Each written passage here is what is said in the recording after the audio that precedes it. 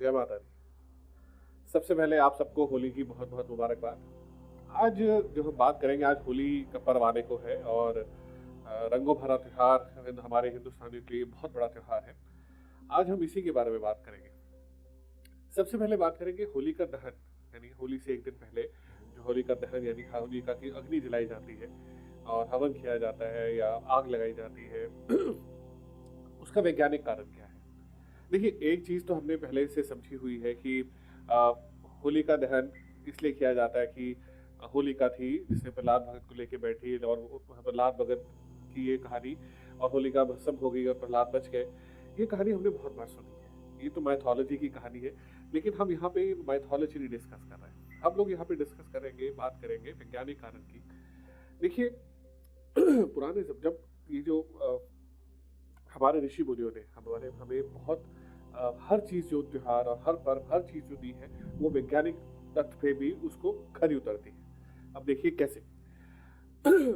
होली का त्योहार जब आता है तब सर्दी का अंत हो रहा होता है। समझ लीजिए कि होली एक ऐसे समय आती है जिस समय सर्दियों का आखिरी दिन होता है तकरीबन, और गर्मियाँ शुरू होने वाली होती है। जब ये मौसम में बदलाव आता है तो बहुत नाना किस्म के कीटाणु, वायरस, कीड़े जरे हवा में फैल जाते हैं, जिसके करके खांसी, जुकाम, नज़ला, बुखार ये बहुत आम बात हो जाती है लोगों के लिए। अब पुरातन समय में कोई फॉगिंग मशीन या कोई ऐसी मशीन तो थी नहीं जिससे कि हम स्प्रे करें और ये सब दूर कर दें। तो वो क्या होता था कि होली के पर्व, होलिका दहन वाले दिन कि होलिका जलाई जाती थी। होलिका जलाने के बाद उसका जो धुआं था, जैसे पूरे गांव में अगर हर घर में होलिका जल रही है, उसका धुआं हर ऐसे ऊपर जा रहा है, और वो धुएं का जो क्लाउड बनता था, उस क्लाउड से, उस बादल से वो सारे के सारे कीटाणु, सारे वायरस वो मर जाते थे, खत्म हो जाते थे और वो नीचे जमीन पे गिर जाते थे। अब क्योंकि सारे गांव में अग्नि जल रही है और आग ऐसे है, तो धरती गर्म हो जाती थी और धरती मैली भी हो जाती थी उन कीटाणुओं से। उसकी सफाई के लिए अगले दिन जो रंगों वाली होली थी, जो पानी के साथ होली खेली जाती थी, उसकी सफाई के लिए जब पानी से खेला जाता था तो पूरा का पूरा धरती साफ हो जाती थी। ये एक वैज्ञानिक कारण था जिससे ये होली का ये होली जलाई जाती है, होलिका दहन।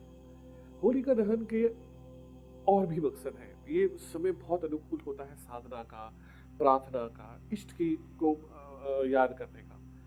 अब हमें बहुत सारी बातें तो हम नहीं कर सकते, लेकिन मैं एक उपाय आपको बता रहा हूँ जो कि जिनके घरों में जिसे कहते हैं ना कि बहुत तकलीफें हैं, धन की बहुत अभाव है और कारोबार अच्छा नहीं चल रहा, वो होलिका वाले दिन ही हवन करें, और हवन करें इस मंत्र के साथ। ये मंत्र मैं आपको बता रहा हूँ, ओम ममहे महालक्ष्मी नमः। मैं एक बार फिर दोहराता हूँ मंत्र। ओम ममहे महालक्ष्मी नमः। इस मंत्र से कम से कम 201 आहुति दे हवन कुंड में। अब होलिका का जो हवन करना है वो कैसे करना है?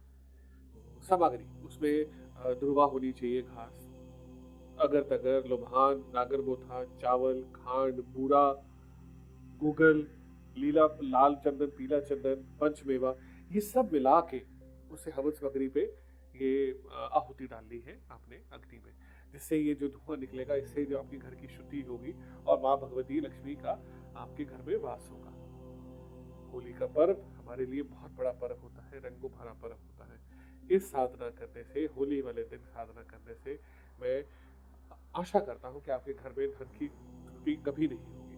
परमात्मा आपका जीवन रंगों से भरा रखे, घर में खूब खुशियाँ आए, सुख शांति आए। एक बार फिर होली की बहुत बहुत